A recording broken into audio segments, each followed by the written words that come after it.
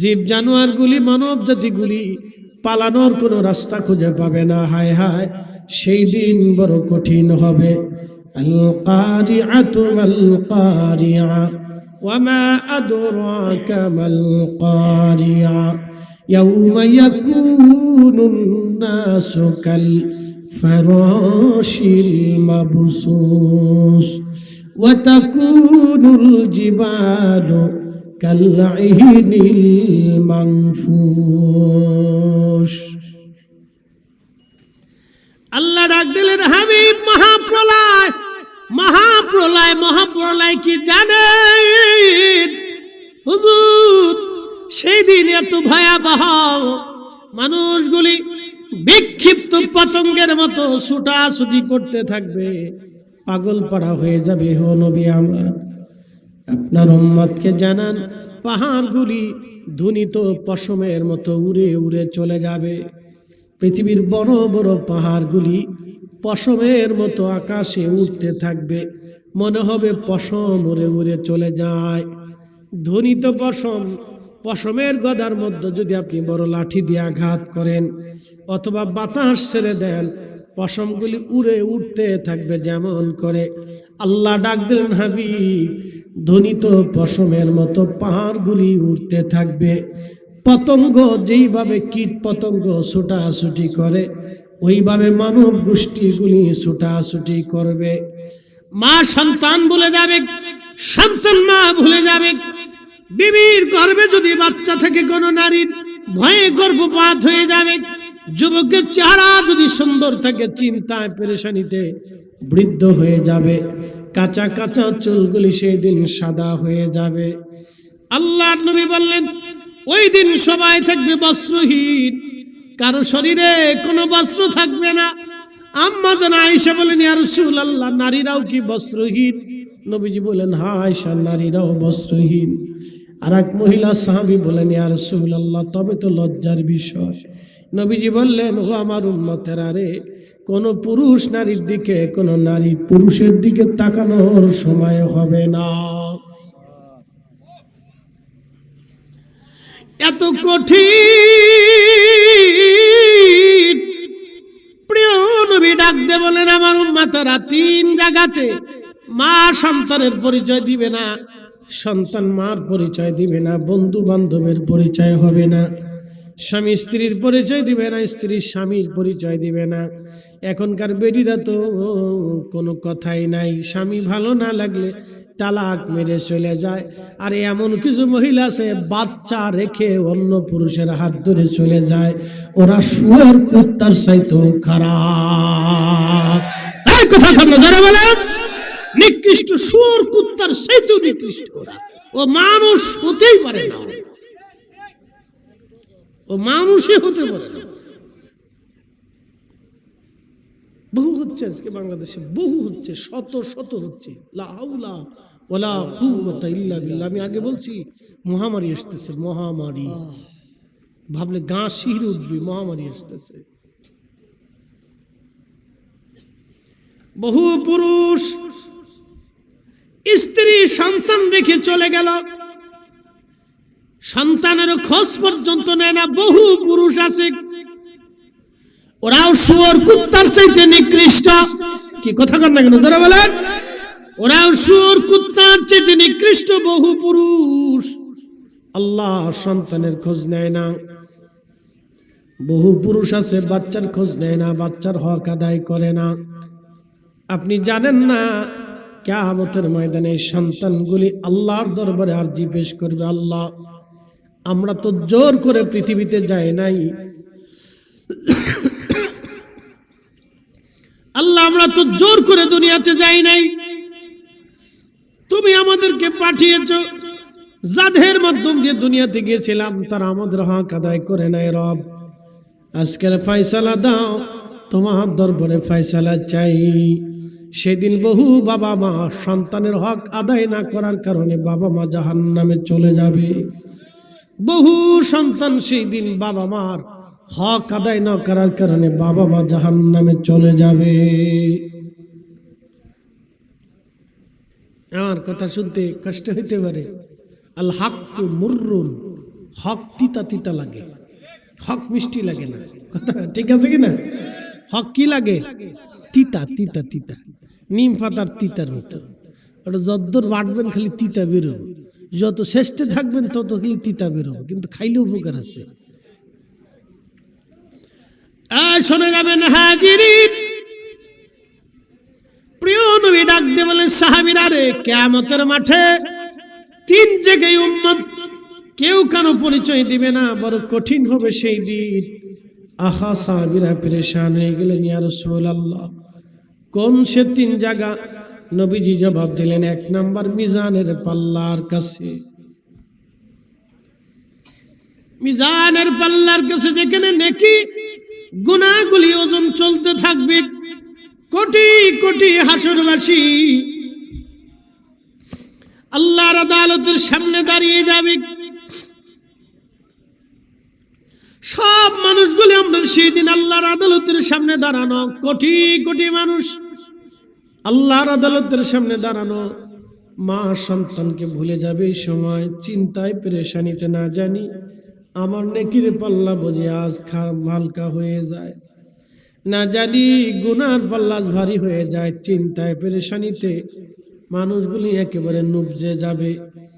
আহা খুবই পেরেশান যুক্ত থাকবে সেই দিন সব। আল্লাহর আদালতের সামনে দাঁড়ানো কোটি কোটি কোটি কোটি মানুষ এক এক করে ডেকে ডেকে আল্লাহ ওজন মাপ শুরু করবে। কে কত পরিমাণে নেক করেছ ওজন দেওয়া হবে সেই দিন।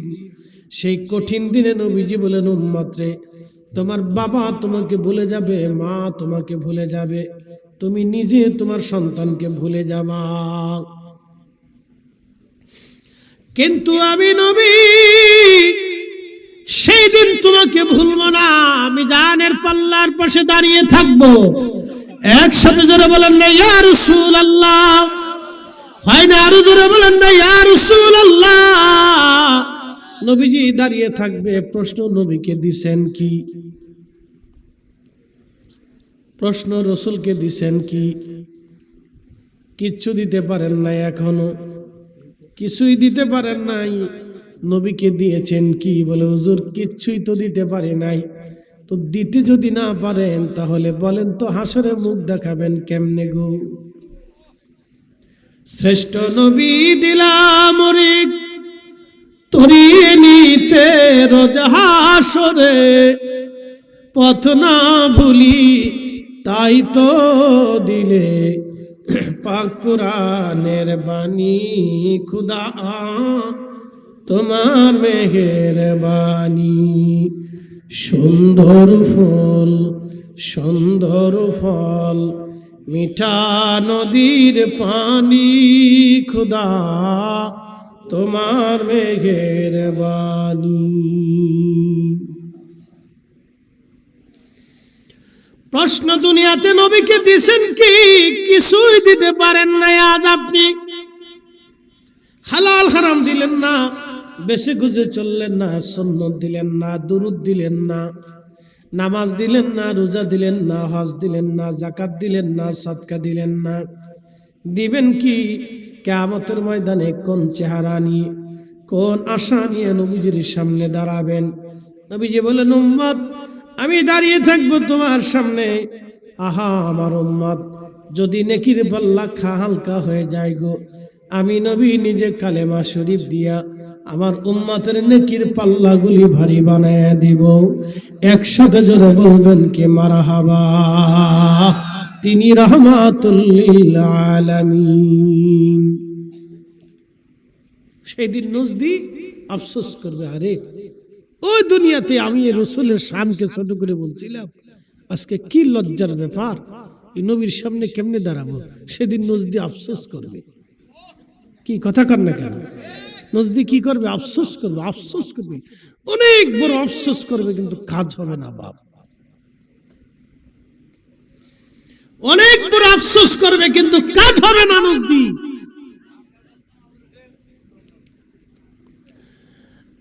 মুসলমান খুব মনোযোগ দিবেন।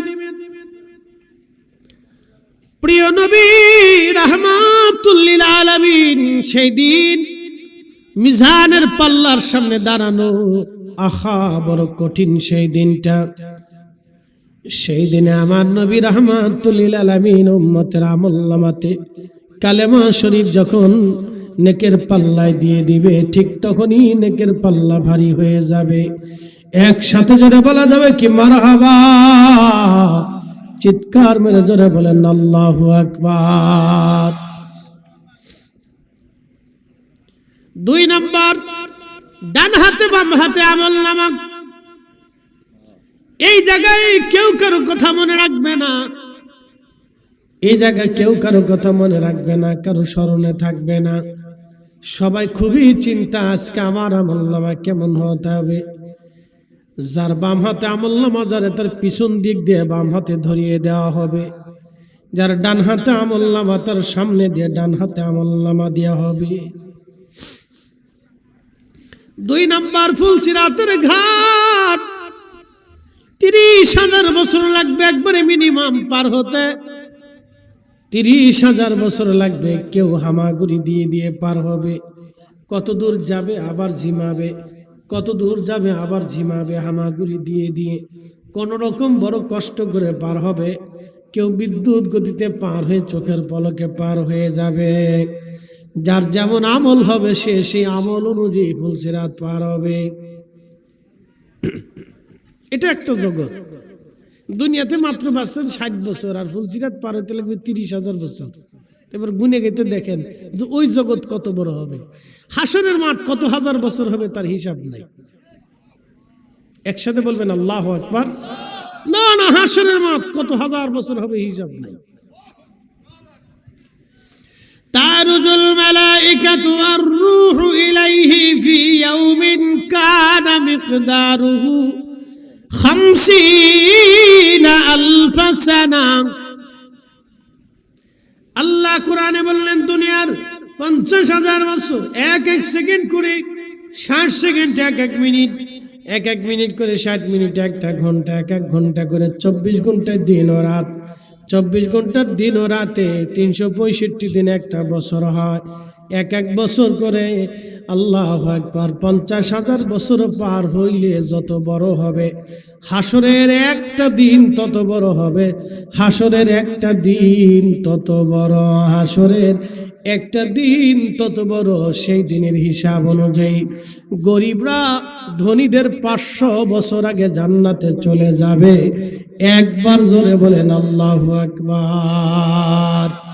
আর যারা ল্যাংড়া কানা বুবা আর ওই যে গরিব মিসকিন অসহায় ফকির মিসকিনদের টাকা মাইরে মেরে সুইস ব্যাংকে যারা পাঠাইছে, ওরা কোনোদিনও জান্নাতের চেহারা দেখবে না।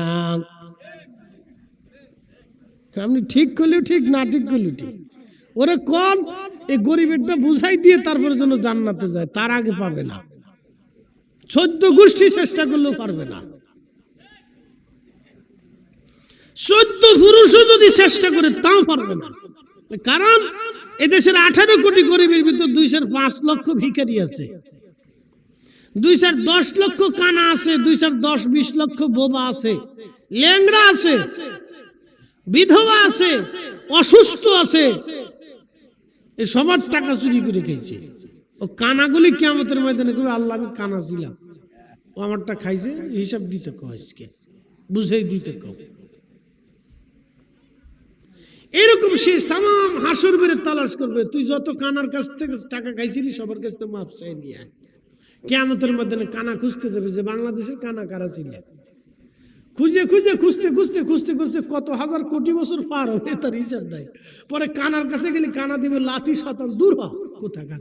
আজকে আমারটা দুনিয়াতে খাইছিলি না, আইসি গেটা ওটা, আজকে জায়গা পাবি না, যা। এরপরে 2 কানা যদি বলে যে তোর মাফ করবেই না, তা আল্লাহ বলবে মাফ যেহেতু হলোই না তা আমি মাফ করতে পারবো না, কারণ বান্দা মাফ করে না, তা আমি কেমনে মাফ করবো? এই কথা কার নাকি জোরে বলে। তো এই জন্য রাজা বাদশা হওয়ার আগে আখিরাতটা চিন্তা করা উচিত। কিন্তু এই চিন্তা, এই ওয়াজ তো তারা শোনে না, কারণ তারা যে ঘরের ভিতরে থাকে এই ঘরে মাইকের আওয়াজ যায় না। আরে ওইছে জোরে জোরে ওইছে ওইছে, থাক থাক থাক, চলবে চলবে চলবে।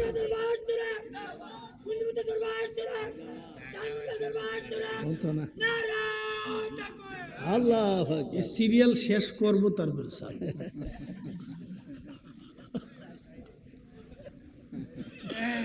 আল্লাহু আকবার। কি ভাবতেছেন আপনারা কত? এরপরে বুবার দলের একেবারে আল্লাহ আমরা বুবা ছিলাম, আমরা ধরো সরকারি বরাদ্দ ছিল, ওরা চুরি করে খাইছি। লন্ডন বেগম পাড়ায় বাড়ি বানাইছিল আল্লাহ। আমি ভাঙ্গা ঘরের ভিতরে ছিলাম, বৃষ্টির দিনে পানি পড়তো, হিসাব দিয়ে জান্নাতে যাইতে কম। কি যে ধরা খাবে সেই দিন, কি যে ধরা পড়বে তার কোনো হিসাব নাই, মারাত্মক ধরা। শুনে যাবেন ভাইজান আমার, কত কঠিন হবে সেই দিন। লক্ষ লক্ষ বুবাদের কাছে যাবে, হাজার হাজার কোটি কোটি বছর পার হবে, খুঁজে খুঁজে হাসরের মাঠ। বুঝতে পারতেছেন এক আর দুইজন মানুষ না, ট্রিলিয়ন বিলিয়ন কোটি মানুষ, আদম সফিউল্লাহ থেকে একেবারে কিয়ামত অবধি পর্যন্ত যত মানুষ আছে সব মানুষের বিনে এই মানুষগুলি তালাশ করে করে মাপ চেতে হবে। বুঝতে পারতেছেন কত কঠিন সেই দিন। এই জন্য নবীজি বলেন, আমার উম্মতেরা যারা গরিব আছো, সুসংবাদ তোমরা শুনে নাও, ধনীদের 500 বছর আগে তোমরা জান্নাতে চলে যাবা। একবার জোরে বলেন আল্লাহু আকবার। না আরো জোরে বলেন, জোরে বলেন। আমরা কি সাতার ধনী, আরবে যায় দেখেন যে কত ধনী। আরো ধনী যদি দেখতে চান তো উন্নত বিশ্ব যায় দেখেন গে। আমাদের দুই সাইডের ধনীরা এরা কিনে রেখে বাড়ির সামনে ওই দারোয়ান রাখতে পারে, বুঝলেন না? মনে হয় আমাদের দেশে যে ধনী আছে দুই সাইডে কিনে তারা বাড়িতে দারোয়ান রাখতে পারে, এরকম ধনী আছে আরবে। বাপরে বাপ, কত টাকার মালিক সে নিজেও জানে না। বউ আছে 36টি। কি হাসেন কে? কথা খারাপ গেছি ভাই? কয়টা আছে? কারো 17টা, 20টা, 25টা, 20টা, যার যত টাকা তার তো বউ আছে। এটা কি করে বউ দিয়ে আল্লাহ জানে। বত্তা বানায় খায় না, জিন না ভূত না মানুষ না গরু না ছাগল, বুঝি না আমি কিছু। আরব আর আরব আছে, আরব আর আরব নাই।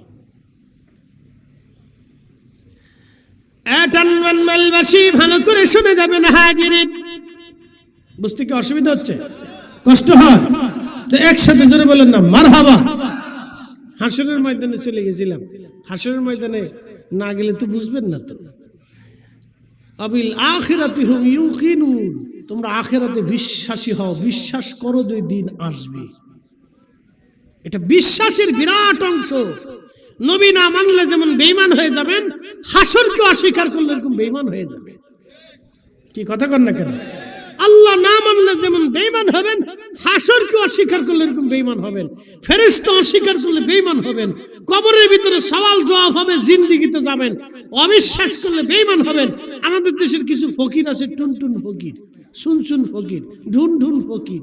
ওরা ঢোল বাজাবে, গান গাবে, আর কই কি হাসরে কি কবরে এই সমস্ত কথাবার্তা বলবে, আর বলবে কবরে কোনো প্রশ্ন টুষ্ট নাই। ও সব মোল্লা মুর্শিদের বানানো কথা। সূরা জুতা দিয়ে বাইরেও মুসলমানের হক আদায় হয় না। এরা মুসলমানের ঈমান নষ্ট করার জন্য আসছে। কথা বলে ঠিক না? এদের সাথে সুন্নিয়তের কোনো সম্পর্ক নাই। আর আমাদের সুন্নিয়তকে ধ্বংস করার চেষ্টা করতেছে। ওরা বদ আকীদা, ওরা রাফিজিদের আকীদা, আর কিছু মুতাজিলাদের আকীদা ওদের ভিতরে আছে। মুতাজিলাদের আকীদা, মুতাজিলারা বলে কি জানেন? যে আল্লাহ খাওয়ায়, আল্লাহ পরে, আল্লাহ ঘুম পরে, আল্লাহ খাওয়ায়, আল্লাহ অকাম করে, আল্লাহ কুকাম করায়, আল্লাহ বলে চুরি করায়। লা হাওলা ওয়ালা কুওয়াতা ইল্লা বিল্লাহ। সরে গেছে চুরি করতে, গেরাস্ত ধরে পিড়ায়, এ ভিডিও কেন লাগে? তুই চুরি করতে এসেছিস, তোর কি সোমা দিব বেড়া? আল্লাহর হুকুম ছাড়া গাছের পাতা নড়ে না। আমি যে চুরি করতেছি আল্লাহর হুকুমেই তো আইছি। চোরের কি দলিলের দলিল, মাগার মারাত্মক দলিল দিচ্ছে চোরে। গেরাস্ত আরো জোরে ফিটাচ্ছে, ফিটাও কি লেগে? বুঝোস নেই আল্লাহ দিছে তোর চুরি করতে, আর আমারও দিছে তোর কি লাগতে, এর লেগে কি লাগছে?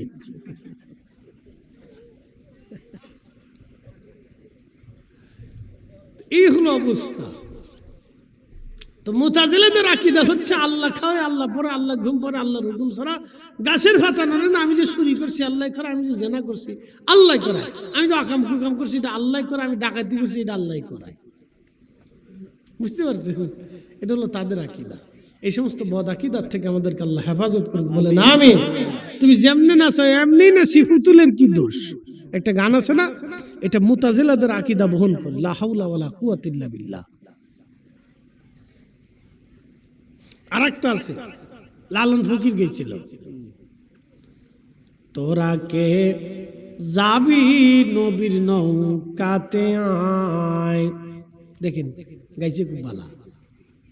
রূপকাঠির ওই নৌকা খানি নাহি ডুবার ভয়। এখন যদি দুই টুনটুন বাড়ি দেওয়া যাইত রে ভাই, তুই এই দেশের যত ফুলা বানাইছে সব দৌড় মারত।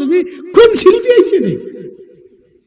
তোরা কে যাবি নবীর নৌকাতে আয়, নবী না মানে যারা মহাহেদ কাফের তারা এ দুনিয়ায়। লেখছে কিন্তু বালা। এরপরে কি লিখছে দেখেন, যিনি মুর্শিদ তিনি রসূল তিনি খুদা হয়, লা হাওলা ওয়ালা কুওয়াতা ইল্লা বিল্লাহ, আস্তাগফিরুল্লাহল আযীম। আল্লাহকে, রসূলকে আর মুর্শিদকে এক কাতারে নিয়ে আসে, এটা ব্রহ্মবাদের বিশ্বাস। নাউজুবিল্লাহ না, আরো জোরে বলে, আরো জোরে বলেন। এই বিশ্বাস নিয়ে কোন মুসলমান কবরে গেলে তার জাহান্নাম ছাড়ার কোন রাস্তা হবে না। কথা বলেন ঠিক না ভাই? ঠিক। দেখুন, ইসলামের বিশ্বাসের ভিতরেই পড়ে না, এটা কুফরি আকীদা। আমাদের দেশের মানুষের বুঝুক আর না বুঝুক, কলা গিলে খাচ্ছে। ও ফরমালিন আছে কি না আছে দেখবে না, ওর কলার ভিতরে মাছি বসে না, ফরমালিনের সোডে। একটু মজা লাগতেছে, শুনে টেনে চলে আসতেছে, দুই বাড়ি দিয়ে বাস। টাকা কিছু থাকলে পকেট থেকে ছুঁড়ে মেরে দিচ্ছে, ল আরো গা। টানবান্দালবাসী ভালো করে শোনা যাবেন, আমার উপর রাগ করলেও কিছু করার নাই, খুশি হলেও কিছু করার নাই। আমি আল্লাহর জন্য কথা বলি, রাসূলের আহলে সুন্নাত ওয়াল জামাতের পক্ষে কথা বলি। যে ঈমান নিয়ে হযরত শাহজালাল ইয়ামানি এসেছিলেন, আমি সেই ঈমানের কথা বলি।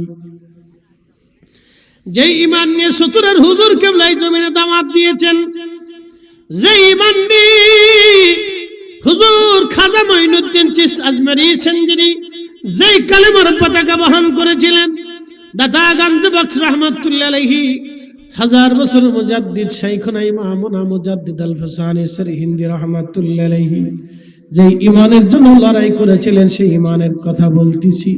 ভালো লাগলো ভালো, না লাগলেও ভালো, মন্দ বললেও ভালো, প্রশংসা করলেও ভালো, কিছুই করার নাই, কথা বলতেই হবে। কথা বলেন ঠিক কিনা? আমরা ফিরে যাব কার কাছে?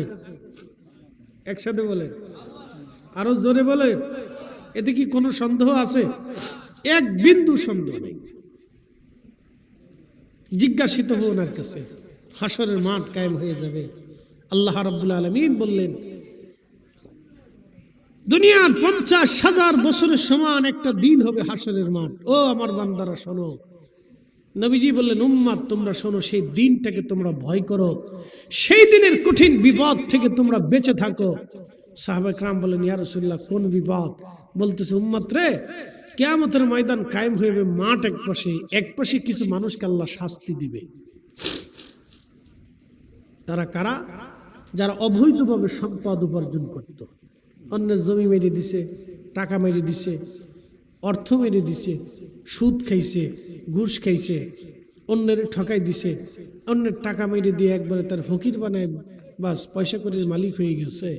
এই সমস্ত মানুষ যারা সম্পদ রেখেই তো চলে আসবে, তারা তো সব খেতে পারবে না।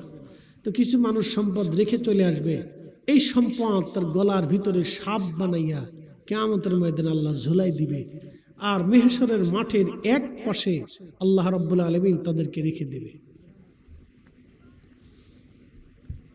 সমস্ত শরীরের ভিতরে সর্প তাকে পেঁচাইয়া মুখের মধ্যে কামড় মারতে থাকবে। প্রত্যেক সবলে সবলে মুখের গোশত চামড়াগুলি উঠে উঠে চলে যাবে, আবার গোশত চামড়া হবে, আবার উঠে চলে যাবে। এমন কামড় হবে, এমন বিষের ক্রিয়া চলবে।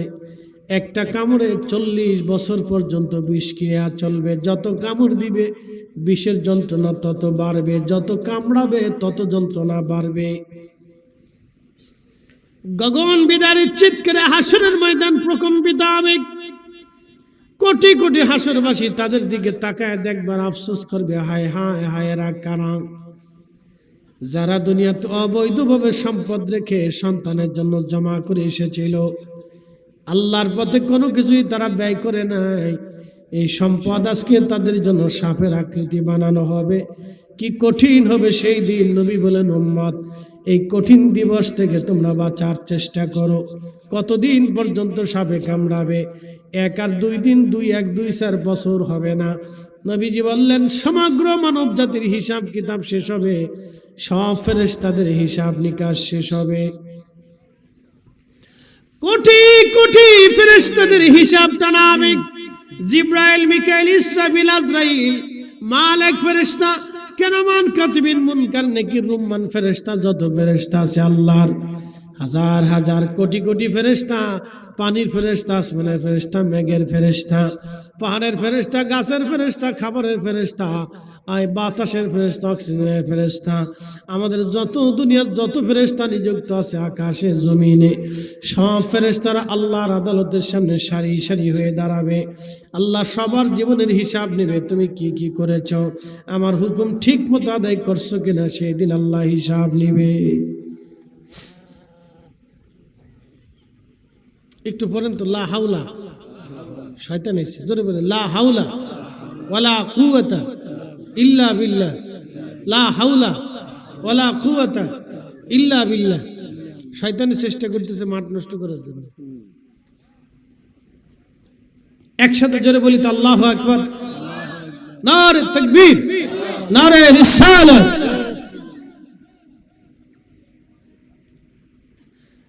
উপস্থিতি খুব মনোযোগ দেবেন। হাসরের মাঠের এক পাশে মানব জাতির হিসাব হলো, জিনদের হিসাব শুরু হবে। মানব জাতি সৃষ্টি করার কোটি কোটি বছর আগে আল্লাহ জিন বানিয়েছিলেন। জিন, এই জন্য বিজ্ঞানীরা দেখবেন পৃথিবীর ভূখণ্ডে কোটি কোটি বছরের আগের ওই জীব জানোয়ারের, তারপরে আপনার জীব জানোয়ারের এই ধ্বংসাবশেষ খুঁজে পাওয়া যায় মাঝে মধ্যে। কোটি কোটি বছর আগে, কোটি কোটি বছর আগে মালয়েশিয়াতে একটা গুহা আছে, গুহার নাম বাতু গুহা।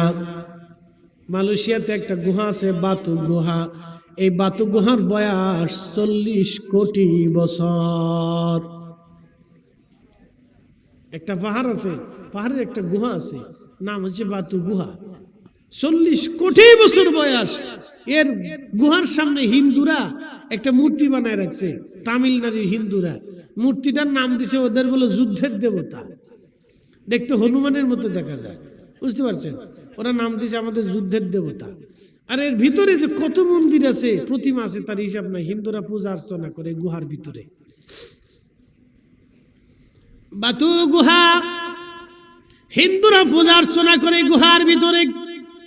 মুসলমান খুব মনোযোগ দিবেন।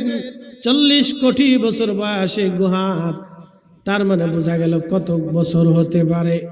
ভালো করে বুঝেন, এই মানব জাতি সৃষ্টি করার আগে আল্লাহ জিন জাতি বানিয়েছিলেন। জিনেরা কোটি কোটি কোটি কোটি জিন আল্লাহর আদালতের সামনে দাঁড়াবে, আল্লাহর বিচারের কাঠগড়ায় তারা দাঁড়াবে। তাদের হাজার হাজার বছর জীবনের হায়াতের হিসাব আল্লাহর দরবারে দিতে হবে। ও টানমান্দাইলবাসী, ভালো করে শুনে যান, সেই আল্লাহ টানবে, ফেরেশতাদের হিসাব আল্লাহ টানবে। ততদিনে ওই সাপে কিন্তু তারে কামড়াচ্ছে, সাপে কিন্তু তারে শাস্তি দিতেছে। এরপরে গরু ছাগলের হিসাব আসবে। একসাথে বলবেন আল্লাহু আকবার। বলে গরু ছাগলের হিসাব আছে, আর গরু ছাগলের হিসাব আছে। গরু, ছাগল, হাঁস, মুরগি, ভেড়া, বকরি, মহিষ, হাতি, ঘোড়া, সব হিসাব হবে।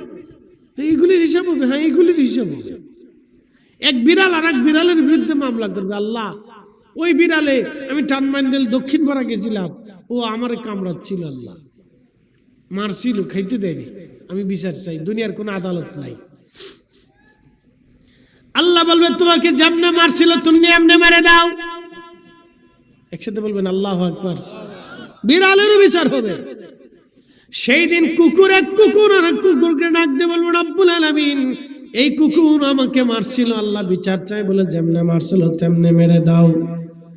সেই দিন গরুতে বিচার দিবে, আল্লাহ দুনিয়াতে আমি তার খেতে ধান খাইতে গেছিলাম, আল্লাহ আমি তো জানি তুমি আমারে বোবা বানাইছিলা, আল্লাহ তার ধানের ক্ষেত তুমি আমার জন্য হালাল বানাইছিলা, আমি তো হালালটাই খেতে গেছিলাম, কিন্তু এই লোকটা আমাকে লাঠি দিয়ে পিটাইছিল, মারছিল, আল্লাহ আজকে আমি এই ফায়সালা চাই বলে তোমরা যেমনে পিটাইছিল তুমি অমনি শিং দিয়ে আজকে গুতাই দাও। শুনলে হাসি শোনা যায় না? কিন্তু বিচার হবে আল্লাহ। এই জন্য যারা কুত্তা বিলাই পালেন, শুনে যান, কুত্তা বিলাই যারা পালেন খাবার যদি না দেন তো কিয়ামতের ময়দানে কুত্তা মামলা করবে যে আল্লাহ সারাটা রাত পাহারা দিয়েছিলাম, সকালে আমার খাইতে দেয়নি, বিচার দাও, বিচার চাই, বিচার করে দাও আল্লাহ। সেদিন কিন্তু আল্লাহ বিচার করে। ও মুসলমান, রাস্তা দিয়ে কুত্তা হেঁটে যায়, অনেকে কুত্তারে মারে, লাঠি দিয়ে পিটুনি দেয়। সেই দিন কুকুর ডাক দিয়ে বলবো রাব্বি দুনিয়াতে তোমার অমুক বান্দা আমাকে লাঠি দিয়ে পিটাইছেন, আল্লাহ ফায়সালা চাই, বিচার করে দাও। সেই দিন আল্লাহ কুত্তা বিলাই ফায়সালা করবে, পশু পাখির ফায়সালা করবে। সেদিন সমগ্র পশু পাখির ফায়সালা টানার পরে আমার আল্লাহ যারা অবৈধভাবে সম্পদ রুজি করেছিল আল্লাহ তাদেরকে ডাক দেবে, তাদেরকে ডেকে আমার রব আমার আল্লাহ এক পাশে দাঁড়া করে এবার বলবে এবার তোমাদের জীবনের হিসাব আমার কাছে জমা দাও। এতদিনে কিন্তু পাঠাম চালান হয়েছে, লাঠি চালান, রিমান্ড হয়েছে, সাপে কামড়াইছে, কত হাজার বছর তার কোনো হিসাব নাই, কত কোটি বছর তার কোনো হিসাব নাই, প্রিয় উপস্থিতি কতদিন চলবে তার কোনো হিসাব নাই।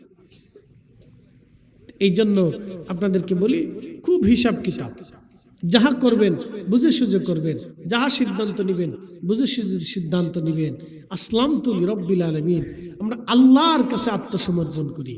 সেই কিয়ামতের দিন আল্লাহ আপনাকে ভুলবে না যদি দুনিয়াতে আপনি আল্লাহকে না ভুলেন।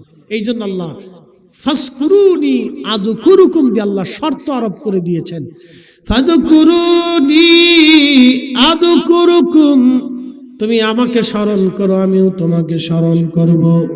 দুনিয়াতে তুমি যদি আমাকে ভুলে না যাও, হাসরের ময়দানে আমি আল্লাহ তোমাকে ভুলবো না, ভুলবো না, ভুলবো না, ভুলবো না। চিৎকার মেরে জোরে বলেন আল্লাহু আকবার।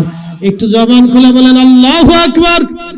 মোহাব্বতে জবান খুলে একটু জিকির করি লা ইলাহা, হায় হায় লা ইলাহা, ও লা ইলাহা হাসবি রাব্বি জাল্লাল্লাহ মা ফি কলবি গায়রুল আহা নূর মুহাম্মদ সাল্লাল্লাহ, বলি নূর মুহাম্মদ, পড়ি লা ইলাহা ইল্লাল্লাহ, লা ইলাহা ইল্লাল্লাহ।